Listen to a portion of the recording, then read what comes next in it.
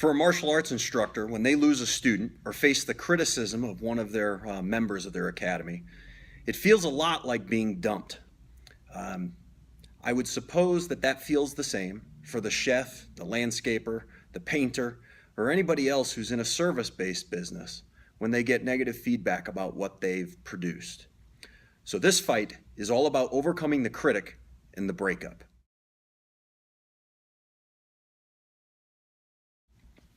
Perry's Pizza is a great little pizza place in my neck of the woods. Now, it's tough to see this on the video, so I'll read this. This is actually what they put on one of their mugs. It's a criticism that they received on the internet. You make a big deal about the beer selection, but you failed to have the top-selling beer in the US, Bud Light, or the number 3, Bud. I did get a Coors Light, the number 2 selling beer, but only because that's all you had. Someone is really dropping the ball here.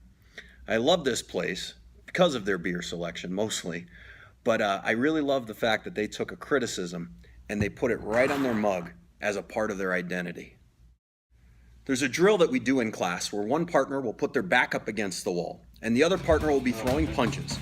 Now, once that partner whose back is against the wall feels that they got touched in the head or in the body, any of the vital areas, then they switch roles and the drill continues. Now, there's a point of this drill so that you learn how to deal with conflict, you deal with the adversity that's flying all around you. And the two basic premises here are, number one, you want to keep your stance and you want to keep your vision.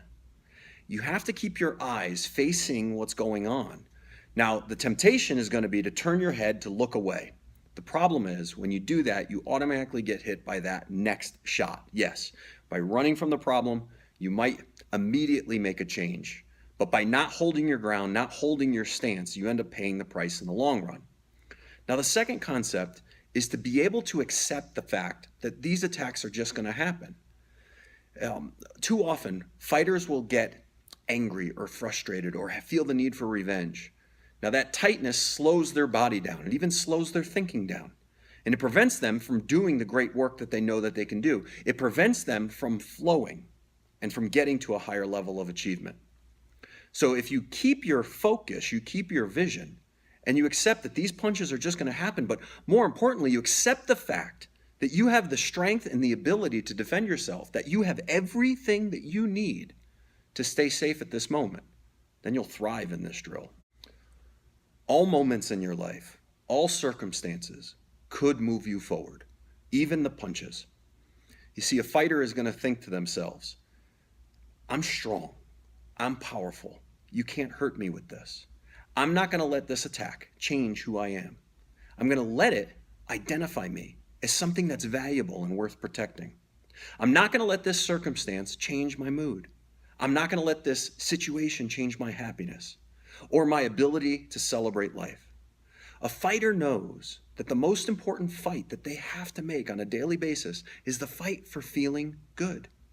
The fight for being in alignment with where they want to go, with the goals that they want to achieve. And when you get yourself in that alignment and you hold that alignment, watch your training accelerate. And more importantly, watch your success accelerate.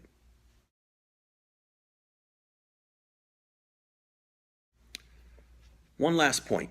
Whenever I make these videos, I usually spend somewhere between a half an hour and an hour just getting my thoughts down on paper for what I want to accomplish with these videos. And it takes me a little moment. I usually say a short prayer of gratitude for all the good stuff that's going on in my life right now. Get myself in the right state of mind to get to work. Now, as soon as I finish that, I have 3 Kelpies, and they started barking like crazy because they saw a dog running through our backyard. And they were howling and carry on. Now, normally when this would happen, it would take me out of state. I'd be frustrated, be upset, but today, that didn't happen.